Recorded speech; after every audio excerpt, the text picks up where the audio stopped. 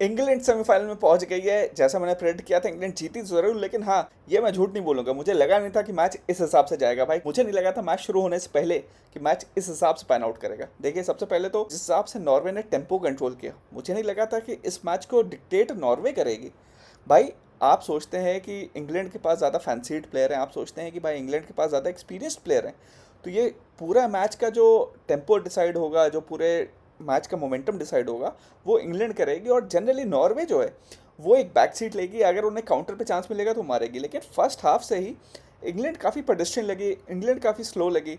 क्या ये रीज़न है कि भाई हीट बहुत ज़्यादा थी? ये मैंने अपने पिछले वीडियो में भी कहा कि जब आप वर्ल्ड कप के क्वार्टर फाइनल्स में खिला रहे हैं, आप चाहते हैं कि दोनों टीमें अपने बेस्ट पे रहें, तो आप उन्हें ऐसी कंडीशंस नहीं दे सकते, इतनी हॉट एंड ह्यूमिड कंडीशंस नहीं दे सकते कि वो अपना बेस्ट दिखा ही ना पाए, वो हीट में मेल्ट होने लगे।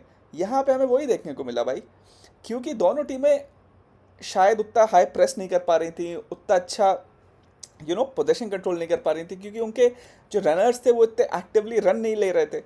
दूसरा सबसे बड़ी बात जो मुझे इस गेम में लगी, देखिए फर्स्ट हाफ में नॉर्वे ने पहले गोल मारा और बहुत ही शॉकिंग था, क्योंकि कोई भी नहीं सोच रहा था कि नॉर्वे लीड ले लेगी, हर आदमी सोच रहा था कि भाई इंग्लैंड ये मैच जीतेगी। बट उस गोल में अगर आप देखें, सबसे बड़ी दिक्कत क्या थी, वो थी जॉर्डन पिकफोर्ड। अगर जॉर्डन पिकफोर्ड थोड़े लंबे होते, मेरे साथ ये हमेशा एक पेट पीव रहा है कि भाई मुझे, अगर आप बोल रहे हैं कि कोई वर्ल्ड बीटिंग टीम है तो उसके पास एक टॉल गोलकीपर होना चाहिए। Manuel Neuer, Thomas Thibaut Courtois, Gianluigi Buffon, ये ऐसे नाम हैं जो अपनी टीम को स्टेबिलिटी देते थे। पीटर श्माइकल थे यूनाइटेड में, फिर वेंडर सार आए। अब सोचिए वेंडर सार और पीटर श्माइकल के बीच में यूनाइटेड ने कितने गोलकीपर स्ट्राइक किए। बीच में फाबियन बार्थेस जो बहुत अच्छे शॉट स्टॉपर माने जाते हैं, जो फ्रांस के इंटरनेशनल भी थे, वो भी रहे। लेकिन फाबियन बार्थेस भी काफ़ी कुछ जॉर्डन पिकफोर्ड की तरह थे, फ्रेंजीड थे, ज़बरदस्ती अपने हाथ इधर उधर हिलाते थे, अपने डिफेंस को कुछ ज़्यादा ही बोलते थे। उस एरा में आप देखेंगे यूनाइटेड अपना सबसे अनसक्सेसफुल एरा उनका रहा है। भले ही फाबियन बार्थेस को टॉप क्लास बोला जाता हो, लेकिन अब जब आप टॉप लेवल पे compete कर रहे हैं तो आपकी लैक ऑफ हाइट काफ़ी बार एक्सपोज हो जाती है। आज हमने वही देखने को मिला, और एक बार वो हाइट एक्सपोज हो गई तो अपने दूसरे गोल में भी जो नॉर्वे का ऑलमोस्ट हो गया था, जिसे हालैंड के पुश की वजह से चॉक ऑफ किया गया, वो गोल भी कैसे कंसीड हुआ, वो कॉर्नर भी कैसे कंसीड हुआ, वो इतना इजी हेडर मारा था ओपोनेंट ने, वहाँ पे जॉर्डन पिकफोर्ड चाहते तो इजीली क्लेम कर लेते। लेकिन पहला गोल कंसीड करने के बाद या तो उनका कॉन्फिडेंस ड्रॉप हुआ है, जो भी उन्होंने उस पर भी he just pushed it away to the corner, जहाँ पे उसकी ज़रूरत नहीं थी। वो दिखाता है कि पहले गोल के बाद जॉर्डन पिकफोर्ड का कॉन्फिडेंस किस हिसाब से लो हुआ। अब लोग कहते हैं कि भाई डिस्ट्रीब्यूशन बहुत अच्छा है, विद हिज फीट अच्छे हैं, वो सब ठीक है, बट गोलकीपर का मैं हमेशा से मानता हूँ कि प्राइमरी चीज़ जो है वो है उसकी हाइट होना चाहिए, स्टैचर होना चाहिए। मेनली है कि वो अपना गोल कितने अच्छे से कमांड कर सकता है, अपना एरिया कितने अच्छे से कमांड कर सकता है। जॉर्डन पिकफोर्ड इस हिसाब से कह सकते हैं कि लकी भी रही है भाई, ऐसा कोई पावर हाउस उन्हें नहीं मिला है। मेक्सिको पिछली बार में कंडीशंस में ज़्यादा लोग बोल रहे हैं कि टफ थी, लेकिन मेक्सिको टीम ऐसी कोई वर्ल्ड क्लास नहीं है। नॉर्वे भी, अगर आपको क्वार्टर फाइनल में नॉर्वे जाके मिल रही है तो आप कहेंगे कि भाई ड्रॉ अच्छा है। अब अगला मैच में अर्जेंटीना के अगेंस्ट क्या होता है देखने वाली बात होगी, बट पिकफोर्ड अगर अब तो चेंज नहीं होंगे, वही पिक होंगे, तो कम से कम थोड़ा अश्योर्ड रहें, इतने फ्रेंजीड ना रहे। आप एज अ गोलकीपर आप थोड़ा कामनेस लाइए, थोड़ी स्टेबिलिटी लाइए, आप अपने डिफेंस को और नर्वस ना कीजिए।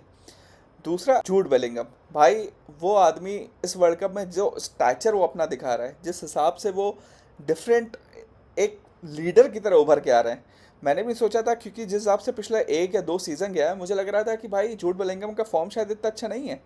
इनफैक्ट टॉमस टूकल भी शुरुआत में लग रहा था शायद बेलिंगम को लेके भी ना जाए, बट जिस हिसाब से उन्होंने आउटस्टैंडिंग, मतलब सिंगल हैंडेडली अपने कंधे पे लेके जा रहे हैं इस इंग्लैंड टीम को। आज उन्होंने पहला गोल स्कोर किया ना, बहुत कम लोग हैं वर्ल्ड फुटबॉल में जो वैसा गोल स्कोर कर सकते हैं।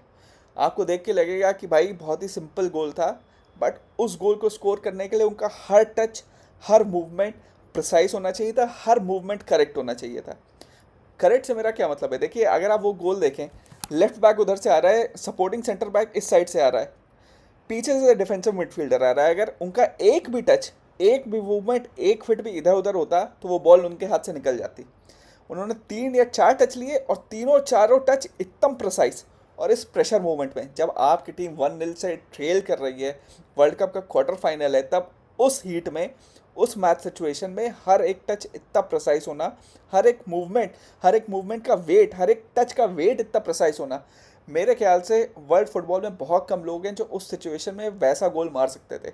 हाँ, कोई अभी अभी फुटबॉल देखना स्टार्ट किया तो वो कहेगा कि भाई ऐसा कोई बैंगर नहीं था, कोई ऐसा लॉन्ग रेंजर नहीं था, बट हर एक मूवमेंट, हर एक टच इतना प्रिसाइज लेना ही उस मोमेंट पे उस गोल को इतना गोटेड बनाता है, उस गोल को ऐसा बनाता है जो शायद और कोई, मेरे हिसाब से उस इंग्लैंड टीम में या इवन वर्ल्ड फुटबॉल में बहुत ही कम ऐसे लोग होंगे उस प्रेशर सिचुएशन में इतने कूलली, इतने कामली, इतने करेक्टली वो गोल ले पाते।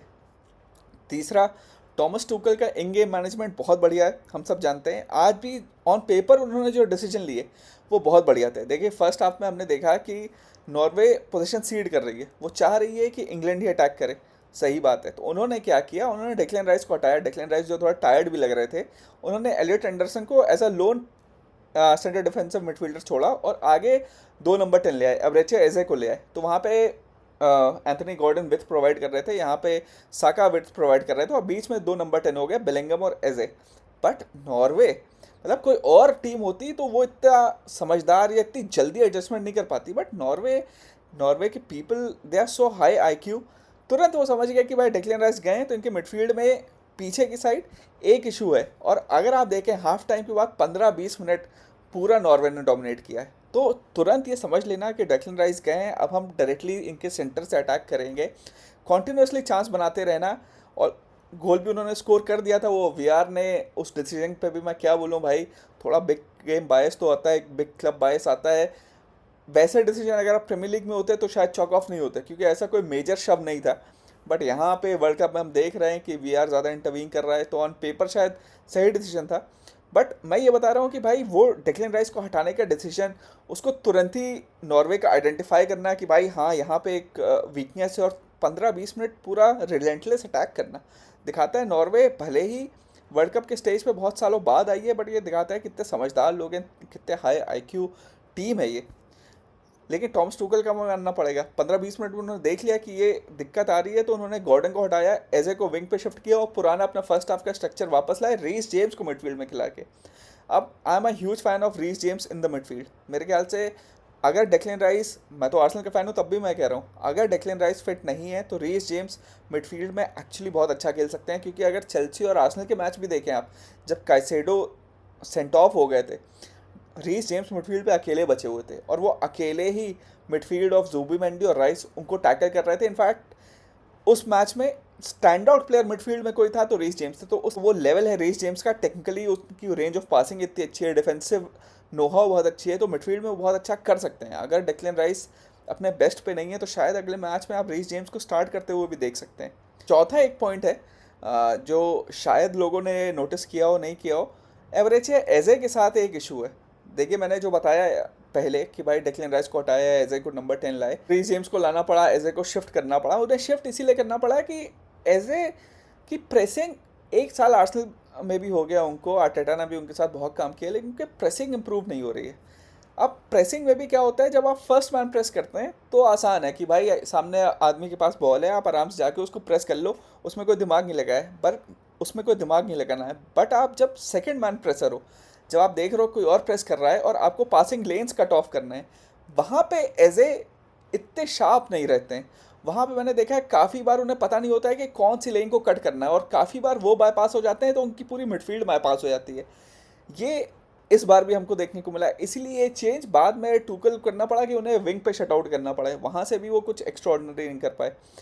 तीसरा, केन और हालैंड इतनी जब हीट होती है तो एक चीज़ ज़रूर होती है कि आपको अपने आप को कंजर्व करना होता है। दोनों स्ट्राइकर्स 70-75 मिनट के बाद एकदम एग्जॉस्टेड लग रहे थे। साका ने तो 2 बहुत अच्छे चांसेस भी क्रिएट किए। अगर ये कंडीशंस थोड़ी और फेवरेबल होती, अगर केन इतने टायर्ड नहीं होते, तो मेरे ख्याल से उन 2 में से एक चांस तो स्कोर कर ही लेते। इसलिए मुझे लगता है कि जब इतनी हीट में आप खिलाते हैं तो दोनों टीम अपनी बेस्ट पे नहीं रहती, ये थोड़ा अनफेयर हो जाता है। हालैंड के पास आज ज़्यादा चांसेस आ ही नहीं।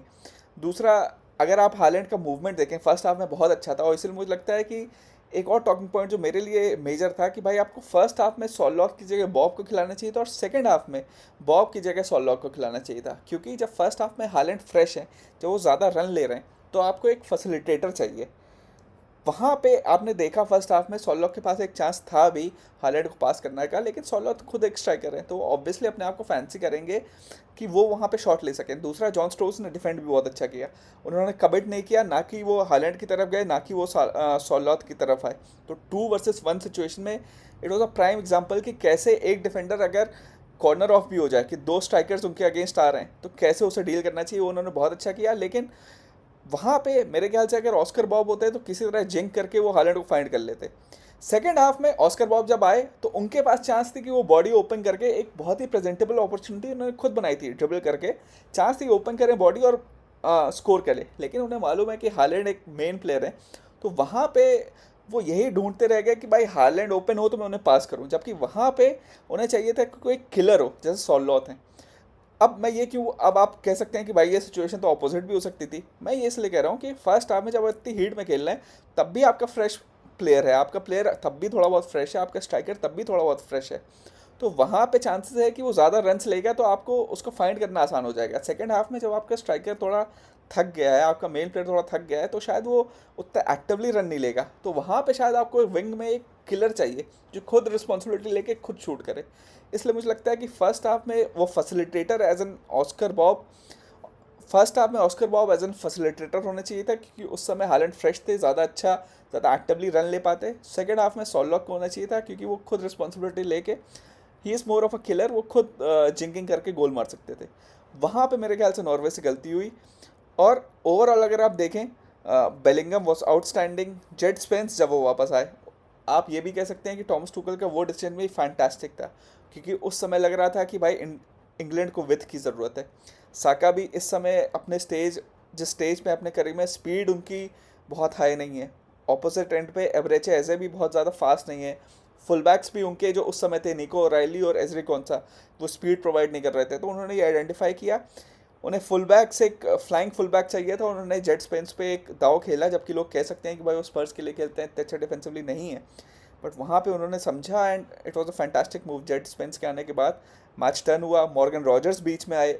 मॉर्गन रॉजर्स का आना अगेन वो दिखाता है कि भाई टॉमस टुकल ने आइडेंटिफाई किया कि भाई इस समय मिडफील्ड में मुझे रनर चाहिए। लोग कहते हैं कि भाई आर्सेनल लेफ्ट विंग के लिए मॉर्गन रॉजर्स को ले रही है, मैं अभी मानता हूँ कि अगर लेफ्ट विंग के लिए ले रही है तो ना ही ले, क्योंकि इतने बड़े बड़े स्ट्राइड्स लेते हैं मॉर्गन रॉजर्स, अगर वो विंग पे खेलेंगे तो बॉल लूज़ करने की चांस है, लेकिन अगर मिडफील्ड में खेलेंगे, सेंटर मिडफील्ड अटैकिंग मिडफील्डर, तो वहाँ पे उनका बेस्ट देखने को मिलेगा। और आज हमें देखने को मिला जिस हिसाब से उन्होंने शॉट ली, बेलिंगम जिस हिसाब से उन्होंने रिबाउंड मारा, भाई इतना टाइम हो गया, 90+ मिनट्स हो गए, एक्स्ट्रा टाइम में मैच चल रहा है, तब भी वो रन लेना बेलिंगम का, जब हर आदमी इतना थका होता है, दिखाता है कि भाई वो mental fortitude, willingness to win, अपनी टीम को हरवा नहीं सकते थे। Bellingham was stand out. I think overall match बहुत बढ़िया था। अब देखना होगा अर्जेंटीना के साथ कैसे खेलती है, लेकिन अभी भी मुझे लगता है कि ये टीम अपने पोटेंशियल पे नहीं खेल रही है। अगर अपने पोटेंशियल पे खेलती है, उस दिन सेमीफाइनल में कंडीशन सूटेबल मिलती है, इतनी हीट नहीं होती है, तो अभी भी मुझे लगता है कि अर्जेंटीना से बेटर टीम है। बट क्या क्लिक कर पाएगी क्या नहीं, आप भी अपना कमेंट करके बताइए, and please do like and comment and subscribe if you like this video. Thanks a lot.